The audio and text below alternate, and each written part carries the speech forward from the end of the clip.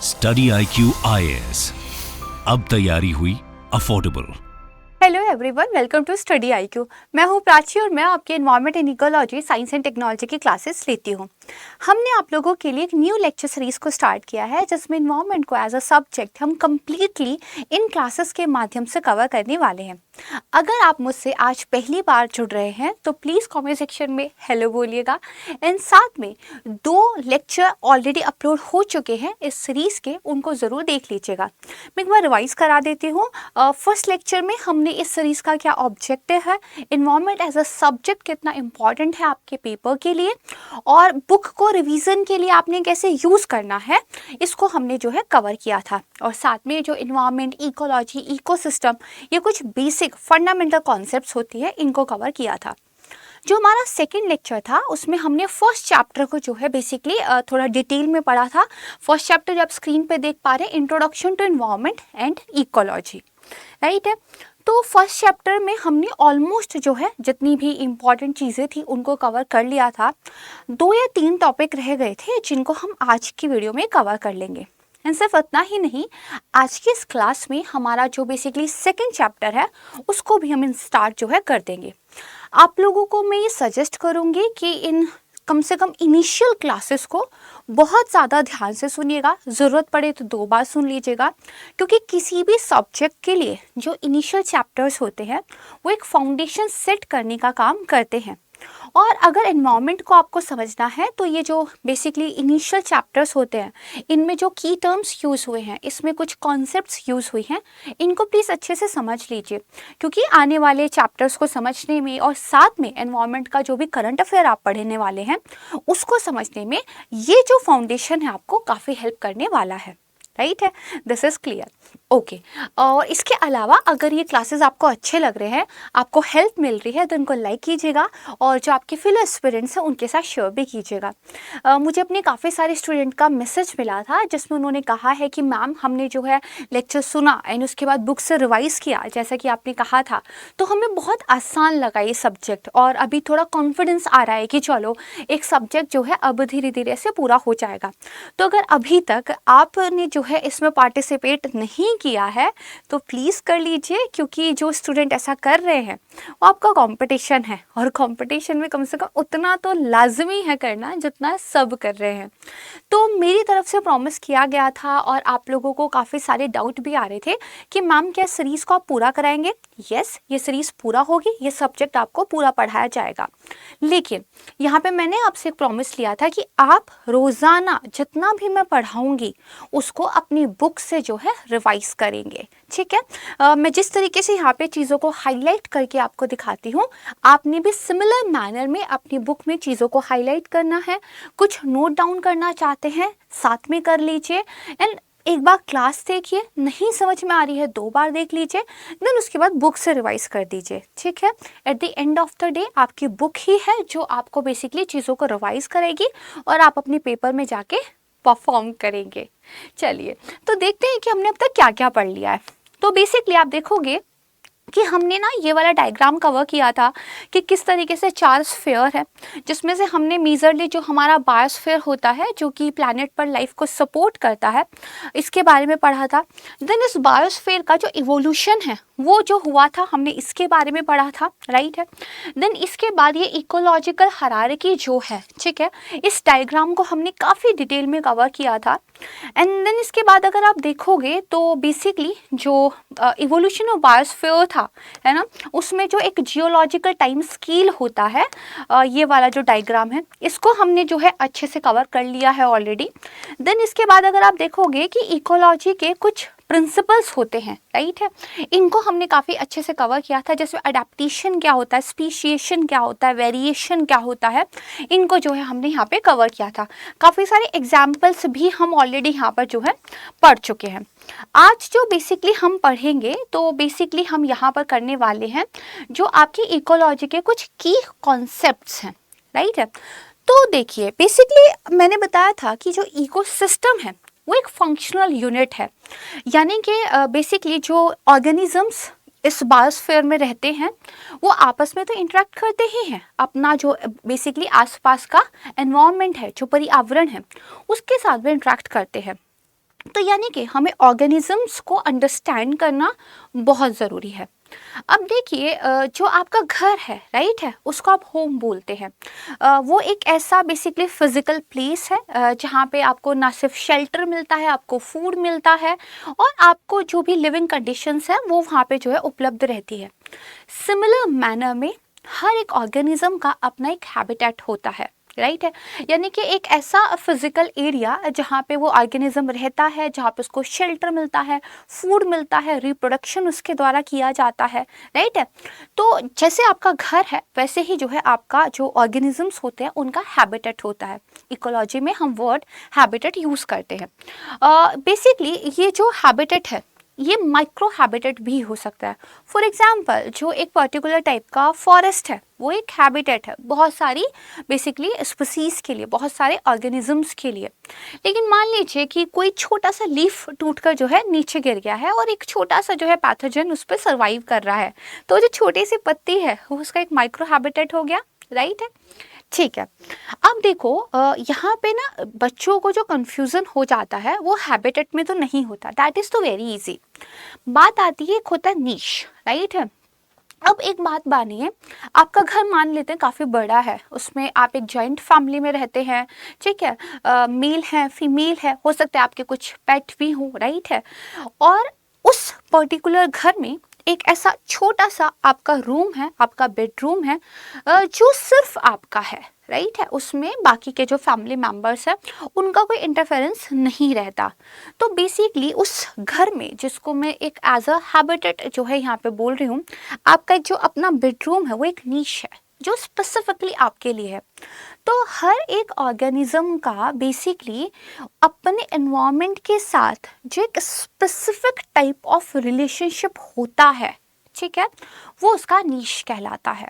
जैसे अगर इसको हम थोड़ा सा और क्लियर कर देंगे तो ध्यान रखिएगा, किसी भी ऑर्गेनिज्म का एक कम्युनिटी के अंदर क्या रोल है वो उसका नीश है।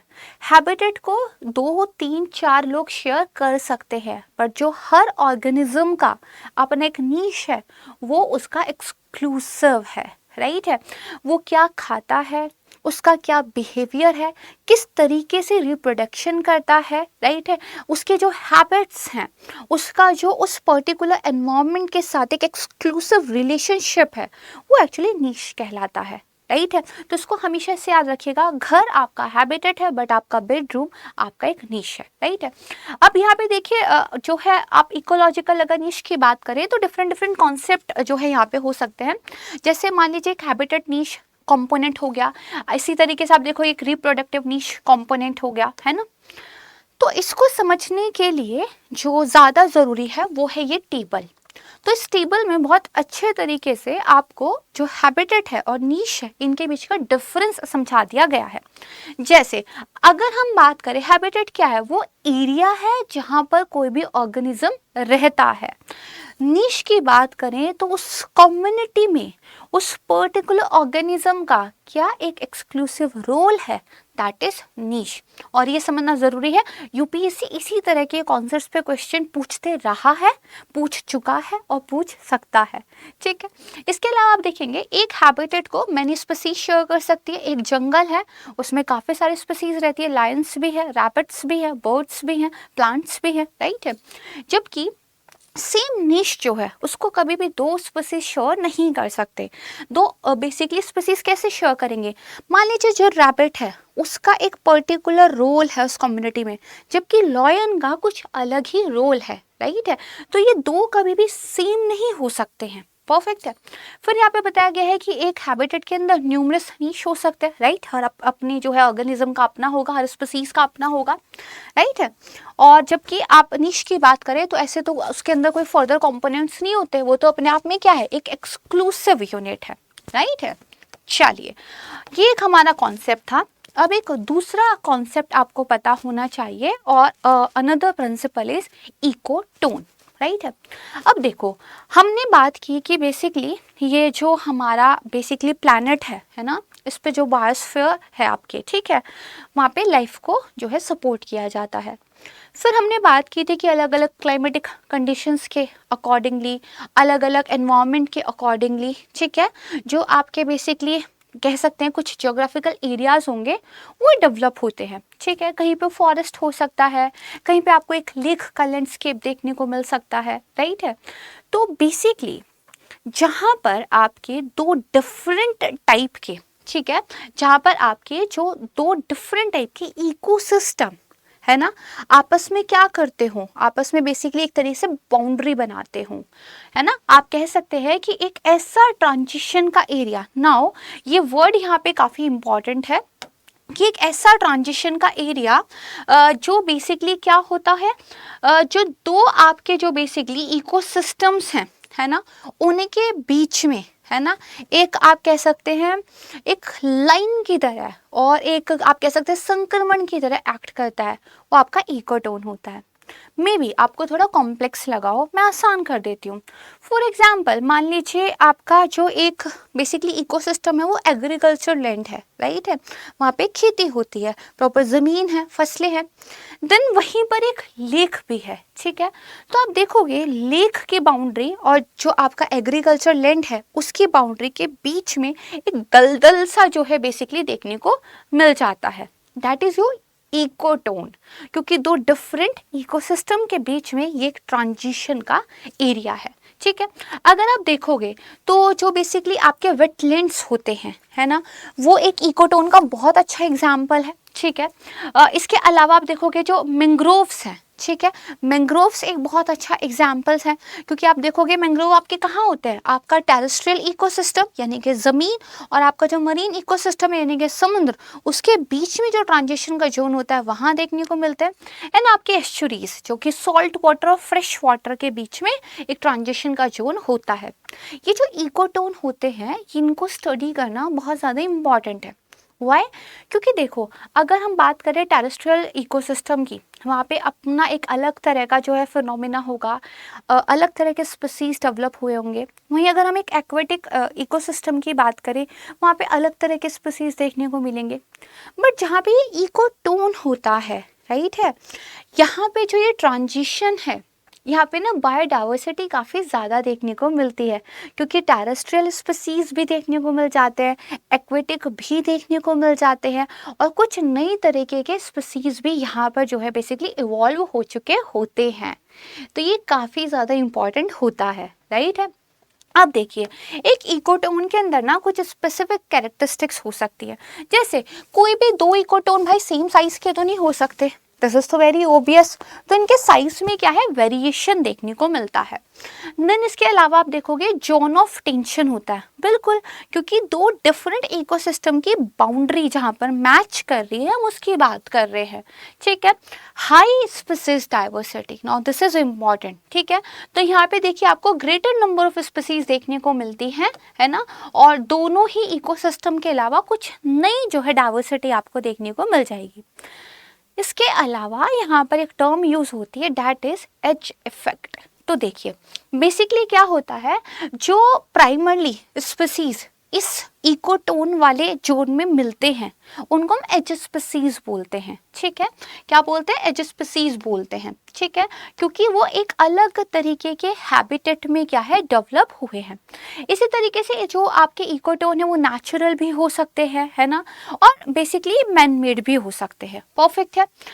इसके अलावा हाई बायोडाइवर्सिटी यहाँ पे होती है, जीन फ्लो काफ़ी अच्छा होता है, मैंने बताया कि डाइवर्सिटी ज़्यादा है, अलग अलग तरह की स्पीसीज यहाँ पे मिल रही है, ये एक बफर के रूप में जो है बेसिकली काम करता है, ठीक है। जैसे फॉर एग्जांपल एक एग्रीकल्चर लैंड है और आपका लेक है, बीच में वो जो दलदल सा वाला एरिया है, तो एग्रीकल्चर से जो आपका बेसिकली एक रन ऑफ आ रहा था, ठीक है, एग्रीकल्चर से जो पानी बहकर आ रहा था जिसमें बहुत सारे पेस्टिसाइड्स होंगे, न्यूट्रिशंस होंगे, अलग अलग तरह के केमिकल्स होंगे जो लेक के इकोसिस्टम को अफेक्ट कर सकते हैं, उनके बीच में जो वेटलैंड है, वो जो दलदलीय भूमि है, वो एज अ बफर काम करती है, और आगे जब हम बाद में रामसर कन्वेंशन के बारे में पढ़ेंगे, हम wetland of national international importance वालों के बारे में पढ़ेंगे, तब ये कॉन्सेप्ट आपको और अच्छे से क्लियर होगा। ठीक है, इसके अलावा कंजर्वेशन रिस्टोरेशन इनका काफ़ी ज़रूरी होता है। यहीं पे देखिए जो रामसर कन्वेंशन है 1972 में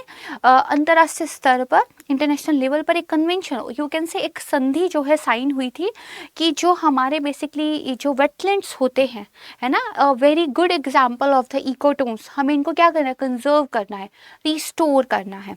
परफेक्ट है, तो ये इकोटोन है, कुछ कैरेक्टरिस्टिक्स हैं, इनको याद कर लीजिएगा। जो रामसर कन्वेंशन है इसके बारे में अभी कंफ्यूज नहीं होना है, आने वाले चैप्टर्स में इसको भी पढ़ेंगे। ठीक है, मैंने प्रॉमिस किया है ना पूरा चैप्टर पढ़ने वाले हैं। अब देखो, अब हम पढ़ते हैं, एक और प्रिंसिपल आता है बेसिकली इको लाइन, राइट है।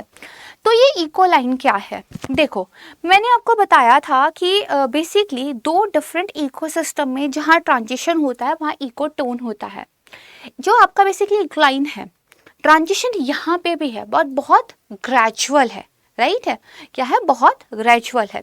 तो बेसिकली एक एग्जाम्पल लेते हैं किसी माउंटेन वाले इकोसिस्टम का। देखिए जो आपका पर्वतीय पारिस्थितिकी तंत्र है, आपको पता है कि जैसे जैसे आप ऊंचाई की तरफ जाते हैं टेम्परेचर ठंडा होता जाता है ना।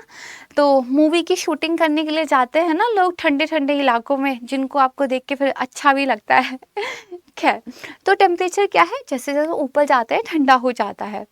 तो आप देखोगे जो अलग अलग तरह की वेजिटेशंस, वनस्पतियाँ आपको दिखाई देंगी अलग अलग ऊंचाई पर, वो डिफरेंट टाइप की दिखाई देंगी। तो यहाँ पे भी क्या है, चेंज तो देखने को मिल रहा है, बट ये काफ़ी ग्रेजुअल है, सडन चेंज नहीं है। जैसे कि हमें इकोटोन के टाइम पे देखने को मिल रहा था कि दो डिफरेंट इकोसिस्टम, उनके बीच की बाउंड्री, उनके बीच का ट्रांजिशन, राइट है। यहाँ पे ग्रेजुअली जो है आपको चेंज देखने को मिलता है। ठीक है, कॉन्टिन्यूस चेंज एक देखने को मिलता है टू इकोसिस्टम्स में, और इसका सबसे अच्छा एग्जाम्पल आपके जो माउंटेन के वेजिटेशंस होते हैं वो है। परफेक्ट है, बढ़िया। चलिए अब देखो जो बेसिकली यहाँ पे ये डायग्राम दिया हुआ है ना, इसको बहुत ध्यान से देखो। यहाँ पे इकोटोन के कॉन्सेप्ट को क्लियर किया हुआ है। जैसे ये आपको एक लैंड इकोसिस्टम दिखाई दे रहा है, परफेक्ट है। इसके अलावा ये आपको जो है बेसिकली क्या है, इकोसिस्टम 2, एक एक्वेटिक इकोसिस्टम दिखाई दे रहा है। एंड देन बीच में आप देखोगे आपका क्या है, एक ट्रांजिशनल इकोसिस्टम देखने को मिल रहा है, जिसे हम मार्शलैंड कह दे रहे हैं। अब आप देखोगे यहाँ की भी स्पीसीज हैं, यहाँ भी स्पीसीज है, यहाँ पे ना दोनों तरह के आपको देखने को मिल जाएंगे, कुछ न्यू भी मिल जाएंगे। दैट्स वाई यहाँ की बायोडाइवर्सिटी काफ़ी हाई होती है। परफेक्ट है, ओके, दिस इज क्लियर। अब देखो जब हम इकोसिस्टम पढ़ रहे हैं तो कुछ ऐसे फैक्टर्स होंगे जो इस इकोसिस्टम पे स्ट्रेस डालते होंगे, है ना। हम काफ़ी पढ़ते हैं ना कि ह्यूमन एक्टिविटीज़ की वजह से जो है बेसिकली हमारे नेचर को जो है डिस्टर्बेंस एक्सपीरियंस करना पड़ रहा है। तो कुछ क्या है आपके ना, क्या होते हैं, कुछ इकोलॉजिकल स्ट्रेस हो सकता है। ठीक है, यानी कि जो भी आपका एक इकोलॉजिकल बैलेंस है, हर कोई अपने रोल के अकॉर्डिंग काम कर रहा है, रिसोर्सेस जो है उतने ही यूज़ हो रहे हैं जितने की कैपेसिटी है, वहाँ पर स्पीसीज उतने ही सपोर्ट हो रहे हैं जितने के रिसोर्सेज हैं, मतलब एक बैलेंस में जो है चीज़ें चल रही है। जो भी इस बैलेंस को डिस्टर्ब करे, that is ecological stress, right है। भाई आपको स्ट्रेस होता है, कब होता है, जब आपकी लाइफ का बैलेंस खोने लगता है ना, कोई डर लगने लगता है, कोई समस्या आ जाती है, तो स्ट्रेस होता है। सिमिलर मैनर में अब यहाँ पर देखिए आपको बेसिकली अलग अलग तरह के जो है स्ट्रेस देखने को मिल सकते हैं। जैसे कुछ एनवायरमेंटल स्ट्रेसर्स हो सकते हैं, जैसे भाई मान लीजिए कोई तूफान आ गया, ठीक है, बाढ़ आ गई तो पूरा डिस्टर्ब हो गया, वोल्केनिक एरप्शन हो गया तो उसका जो पूरा गर्म जो लावा होता है वो सब चीज़ों को तहस नहस कर देता है, राइट है। इसके अलावा देखोगे वाइल्ड फायर्स लग गए, बहुत ज़्यादा पॉल्यूशन अगर हो गया है, ठीक है, इस तरह की चीज़ें, ठीक है। रेडिएशन स्ट्रेस हो सकता है, देन क्लाइमेटिक स्ट्रेस हो सकता है, बायोलॉजिकल स्ट्रेस हो सकता है, ठीक है। तो ये जो भी स्ट्रेस है इनको हम आने वाले चैप्टर्स में डिटेल में कवर करेंगे, ठीक है, क्योंकि हम पॉल्यूशन वगैरह तो डिटेल में पढ़ने वाले हैं, राइट है। अब यहाँ पर देखिए अभी कुछ टाइम पहले द हिंदू के अंदर एक आर्टिकल आया था और जिसमें बेसिकली एक कॉन्सेप्ट की बात की गई थी, that is deep ecology and the shallow ecology. तो ये करंट है और मैंने आपको बताया था ना कि इस बुक में बहुत सारी खासियत में से एक खासियत ये है कि बेसिकली क्या है, हमने करंट को भी क्या है इसके अंदर इनकलकेट किया है। अच्छा, अगर आप इसी तरीके से करंट के साथ जो है अपनी प्रिपरेशन को जोड़ के पढ़ना चाहते हो तो one of the solution is study IQ का P2I बैच। आप हमारे P2I बैच को ज्वाइन कीजिए। हमारे फैकल्टीज ना सिर्फ आपको लाइव पढ़ाते हैं बल्कि हमने जितना भी करंट है उसको अपने स्टडी मटेरियल में लगातार अपडेट किया है और लगातार अपडेट करते रहते हैं। We have a dedicated team for this. तो आप हिस्ट्री पढ़ें या फिर आप इकोनॉमिक्स पढ़ें, ठीक है, करंट जिसमें जितना होगा हम आपको ऐड करके देंगे। साथ ही बेसिकली हम जो है इस P2I बैच में आपको 1-to-1 मेंटोरशिप भी देते हैं। इसके अलावा हमारा मींस रेसिडेंशियल प्रोग्राम का पार्ट बन सकते हैं। यानी कि अगर आप इस बैच का हिस्सा हैं और आप प्रीलिम्स क्रैक कर लेते हैं, जो कि आप ज़रूर करेंगे मुझे विश्वास है, तो बेसिकली आपके मींस की तैयारी के लिए जो स्टडी आईक्यू है वो आपको सपोर्ट करता है। आपको हॉस्टल फैसिलिटीज़, फूड फैसिलिटीज़ हमारी तरफ से दी जाती हैं। आपको प्रॉपर गाइडेंस, आपकी प्रॉपर जो स्टडी है उसकी जिम्मेदारी स्टडी आईक्यू लेता है। तो इस बैच का आप पार्ट बन सकते हैं। 10 जुलाई को ये बैच स्टार्ट हो रहा है। सुबह 8 बजे से क्लासेस स्टार्ट हो रही हैं, राइट है, तो इसको ध्यान रखिएगा। और देखिए सीट्स लिमिटेड होती हैं क्योंकि हम बिलीव करते हैं कि क्वालिटी पे ज़्यादा फोकस किया जाए। तो अगर आपने अभी तक इस बैच को ज्वाइन नहीं किया है तो यू शुड ज्वाइन इट, क्योंकि यूपीएससी का पैटर्न जिस तरीके से बदल रहा है, हमें एक गाइडेंस में, ठीक है, हमें एक क्वालिटी प्रोग्राम में जुड़कर तैयारी करनी चाहिए। अगर इस बैच के बारे में आप कुछ भी जानकारी लेना चाहते हैं या फिर अपनी प्रिपरेशन से रिलेटेड आप कुछ भी जानना चाहते हैं, या मैं जो करंट के दूसरे लेक्चर्स लेती हूँ उनकी आप पीपीटी को डाउनलोड करना चाहते हैं, तो मुझे मेरे टेलीग्राम चैनल पे ज्वाइन कर सकते हैं। We have a small family UPSC with Prachi, इसको आप ज्वाइन कर सकते हो। एंड P2I बैच के बारे में कुछ भी जानना है, 3 भाषाओं में लॉन्च कर रहे हैं, जिस लैंग्वेज में आप कंफर्टेबल हैं ज्वाइन कर सकते हैं। इसको भी जो है आप प्लीज़ ज्वाइन कर लीजिए। डिस्क्रिप्शन बॉक्स में डिटेल्स दी गई है, वहाँ पे पूछ सकते हैं।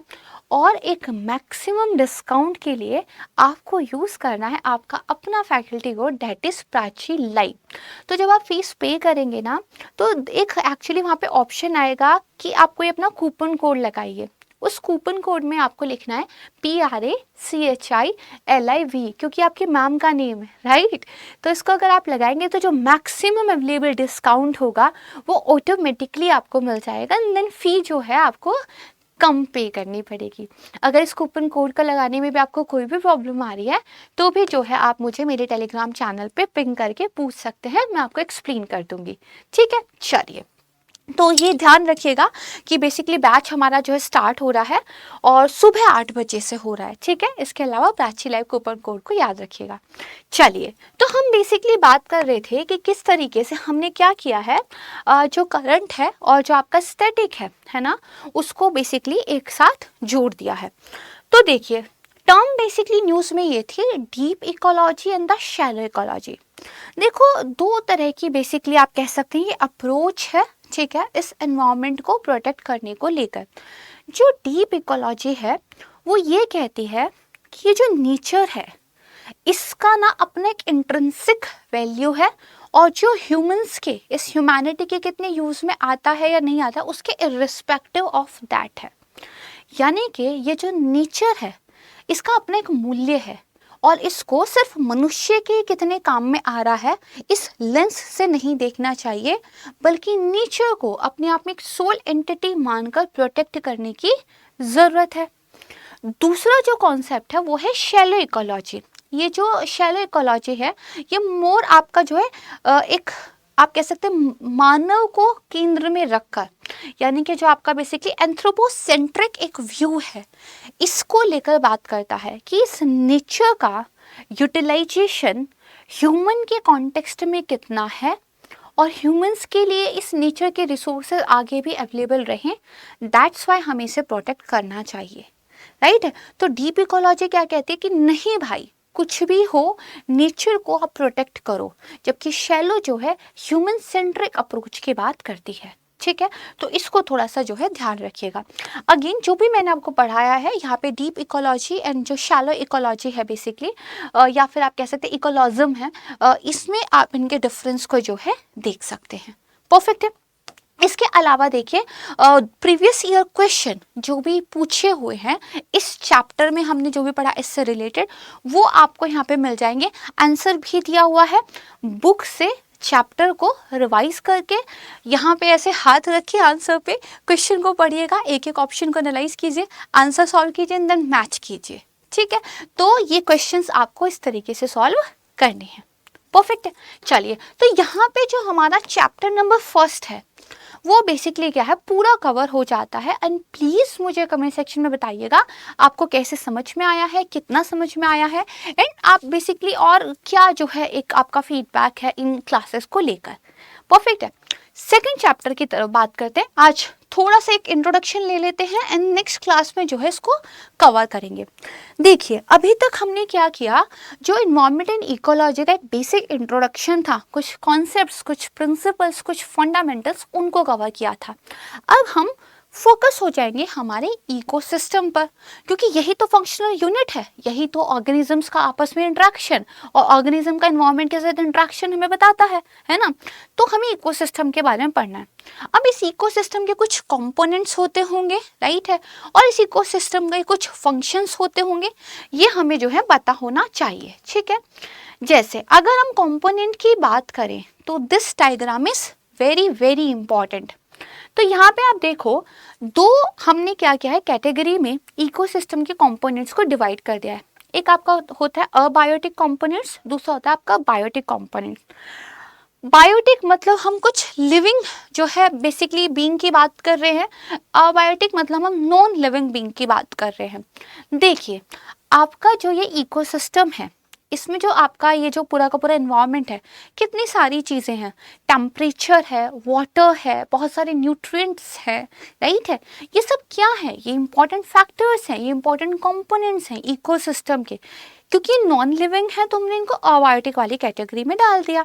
Then there are some basically biotic component also, plants हैं जिनको हम ऑटोट्रॉफ्स बोलते हैं क्योंकि वो अपना खाना खुद बनाते हैं।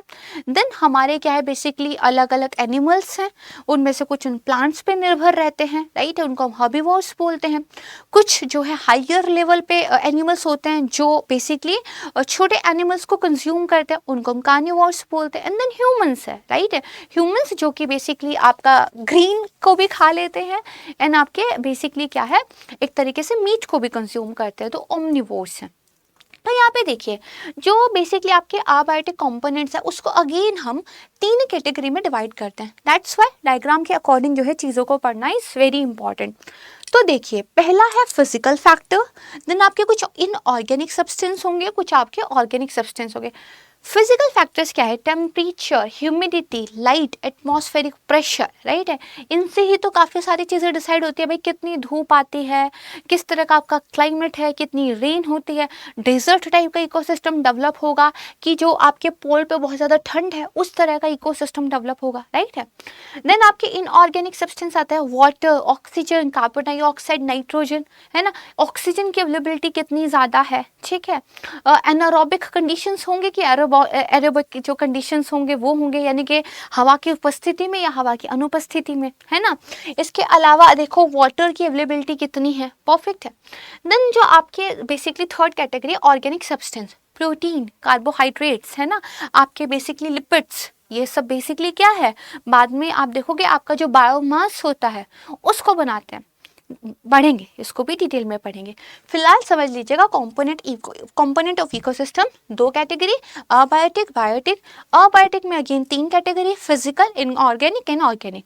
बात करते हैं बायोटिक की। तो देखिए, बायोटिक में सबसे पहले जो प्रोड्यूसर्स हैं, जो खाना प्रोड्यूस करते हैं, दैट इज आपके प्लांट्स, ग्रीन प्लांट्स, जिनके अंदर बेसिकली आपका क्लोरोफिल होता है जो फोटोसिंथेसिस करता है, जिसकी वजह से फूड बनता है। देन आपके कुछ कंज्यूमर्स होंगे, एनिमल्स, राइट। देन कुछ आपके डीकम्पोजर्स होते हैं। देखिए, जो आपके प्लांट्स डेड हो जाते हैं, जो आपके एनिमल्स डेड हो जाते हैं, बाद में वो क्या है, डीकम्पोज होने लगते हैं। तो उनको डीकम्पोज कौन करते हैं, डिफरेंट टाइप ऑफ बेसिकली आपके पैथोजेंस हैं, है ना, दे आर सर्टेन बैक्टीरियाज जो उनको डीकम्पोज करते हैं। और ये काफ़ी इंपॉर्टेंट रोल प्ले करते हैं क्योंकि प्लांट्स ने अपनी ओवरऑल द लाइफ जो भी न्यूट्रिएंट्स अपने पास इकट्ठे किए थे, जब एक प्लांट की बेसिकली डेथ हो जाती जाती है, वो इस सॉइल में एज अ खाद की तरह मिलता है। और जब बेसिकली डीकम्पोजर्स के द्वारा उसको डीकम्पोज किया जाता है तो उस प्लांट का वो जो न्यूट्रिएंट्स थे वो वापस से रिलीज हो जाते हैं, फ्री हो जाते हैं किसी और को जीवन देने के लिए। इसीलिए हमेशा जो है ये समय का चक्र कहते हैं ना, घूमते रहता है। तो एक डेथ हुई है तो उसी से दूसरे जीवन को जो है बेसिकली यहाँ पे आप कह सकते हैं शुरुआत मिली है। परफेक्ट है। तो ये चार्ट जो है इसको काफी जो है ध्यान से आपको याद रखना है। परफेक्ट है। इसके अलावा आप देखोगे कि किस तरीके से है ना एक एनर्जी फ्लो आपको अपने इकोसिस्टम में देखने को मिलेगा। जैसे देखो, आपको ये तो पता है ना कि जितने भी दुनिया में चीजें हैं, खासकर जो लिविंग बीइंग्स हैं, वो एक एनर्जी पर सस्टेन करते हैं। एनर्जी नहीं होगी तो फिर कैसे काम होगा? आपको पता है ना, कुछ दिनों तक बिना खाना खाए आप सरवाइव कर सकते हो because you already store that energy in your body, but एक टाइम के बाद you need a food, right? इस प्लैनेट पर एनर्जी का इकलौता सोर्स क्या है? सन। सन से आपको एनर्जी मिलती है जिसको यूज करके पौधे फोटोसिंथेसिस करते हैं, खाना बनाते हैं। इसीलिए उनको कहा जाता है वो ऑटोट्रॉप्स है, वही हैं जो खुद अपना खाना बनाते हैं। ये जो आप किचन में खाना बनाते हैं ना, ये नहीं, आप कंज्यूमर्स हैं, आप उपभोक्ता हैं, राइट है। तो एनर्जी को देखिए प्लांट्स कंज्यूम करते हैं, ठीक है, एंड बेसिकली एक बायोमास क्रिएट होता है प्लांट्स के अंदर, है ना। उससे जो एनिमल्स हैं, हर्बिवोर्स, और जो आपके कार्निवोर्स हैं, वो बेसिकली कंज्यूम करते हैं। तो आपने देखा, सन से प्लांट और प्लांट से एनिमल्स, और फिर एनिमल्स और प्लांट्स जब बेसिकली डीकम्पोज होते हैं तो डीकम्पोजर, है ना, ये पूरा एक एनर्जी फ्लो बनता है। और फिर उसके बाद जो डीकम्पोजर्स होते हैं, जब वो उनको डीकम्पोज कर देते हैं तो वो जो न्यूट्रिएंट लॉक हुए थे उस पर्टिकुलर ऑर्गेनिज्म में वो रिलीज हो जाते हैं एंड देन वो किसी और के द्वारा यूज कर लिए जाते हैं। तो यहाँ पे जो हम कल पढ़ेंगे इस एनर्जी फ्लो को पढ़ेंगे। देन इसके अलावा आपस में जो ऑर्गेनिजम्स का एक ये आप कह सकते हैं फीडिंग मैकेनिज्म है ना, जिसको पहले फूड चेन और बाद में फूड वेब के रूप में हम पढ़ेंगे। इसके अलावा तीसरा आप जो देखोगे, ये जो डीकम्पोजर्स होते हैं इनके द्वारा जो ये डीकम्पोजिंग का एक काम किया जाता है, बहुत इंपॉर्टेंट होता है, इसको पढ़ेंगे। और आगे चलकर आप देखोगे हम जो बेसिकली आपकी साइकिल्स हैं, राइट है, आपकी carbon cycle, nitrogen cycle, water cycle, इनके बारे में भी पढ़ेंगे कि किस तरीके से जो न्यूट्रिएंट है वो साइकिल में घूमते रहते हैं। एंड यहीं पर हम दो थर्मोडायनामिक्स के कॉन्सेप्ट को भी समझेंगे कि जो एनर्जी है ना तो वो नष्ट होती है ना तो वो उत्पन्न होती है, एक फॉर्म से दूसरे फॉर्म में चली जाती है। एंड दूसरा, जब एनर्जी एक फॉर्म से दूसरे फॉर्म में जाती है तो थोड़ी सी हीट के रूप में जो है लॉस्ट होती है। ये समझने से आपको जो बेसिकली ये इकोलॉजिकल एक हायरार्की हमने पढ़ी थी, सिमिलर मैनर में हम पिरामिड्स पढ़ेंगे और पिरामिड्स में किस तरीके से एनर्जी जब बेसिकली अपर लेवल पे जाती है तो लेस होती जाती है। अभी थोड़ा समझ में नहीं आया होगा, आई कैन अंडरस्टैंड, क्योंकि मैं क्विकली बता रही हूँ कि हम क्या पढ़ने वाले हैं। तो यहाँ पे मैं बता रही हूँ हम ये पढ़ेंगे, तो अगर समझ नहीं आया है तो कोई प्रॉब्लम नहीं है, ठीक है। मैं कोशिश करूँगी जो लेक्चर्स की लेंथ है वो 30 to 35 मिनट ही रखूँ, ताकि आपके लिए भी समझना आसान हो और जितना पढ़ो फिर जाके बुक से रिवाइज करना भी आसान हो। 30-35 मिनट के लेक्चर्स में हम जो है अपनी क्लासेस को लेकर आते रहेंगे और इसी तरीके से जो है बुक को कवर करते रहेंगे। तो जो ये वाला डायग्राम है ना, कल इसको हम अच्छे से कवर करने वाले हैं। एंड देन जो ये वाला एक डायग्राम है, ट्रॉपिक लेवल्स जो होते हैं, ठीक है, इसको काफ़ी अच्छे तरीके से हम पढ़ेंगे क्योंकि यूपीएससी में इस पे क्वेश्चन ऑलरेडी आ चुका है, ठीक है। तो यहाँ पे मैं अपनी आज की क्लास को तो विराम देती हूँ, राइट है। और P2I के बैच के बारे में if you need any information please feel free to contact me, ठीक है। और अगर आपको लगता है कि नहीं हमें तो भाई ज्वाइन करना ही है, राइट है, तो use your coupon code that is Prachi live, okay चलिए। और इसके अलावा अगर बेसिकली जो मैंने पिछली क्लासेस ली है उनके लिंक आप जो है जानना चाहते हैं, पीडीएफ अपलोड करना चाहते हैं, please join me on Telegram channel UPSC with Prachi, right है। अगर कोई भी डाउट है किसी भी चीज़ को लेकर आई आंसर। एंड इसके अलावा हम एनवायरनमेंट पढ़ रहे हैं तो बेसिकली इस प्लेनेट का ध्यान रखिएगा और उससे ज़्यादा ज़रूरी है कि आप खुद का ध्यान रखें, अपनों का ध्यान रखें। अगर हम सब सिर्फ इतना भी कर लेंगे तो इस प्लेनेट का ध्यान अपने आप रखा जाएगा, ठीक है। तो अपना ध्यान रखिएगा, अपनों का ध्यान रखिएगा। Thank you so much everyone, बहुत जल्द मिलूंगी नई क्लास के साथ। जय हिंद। स्टडी IQ IAS, अब तैयारी हुई अफोर्डेबल।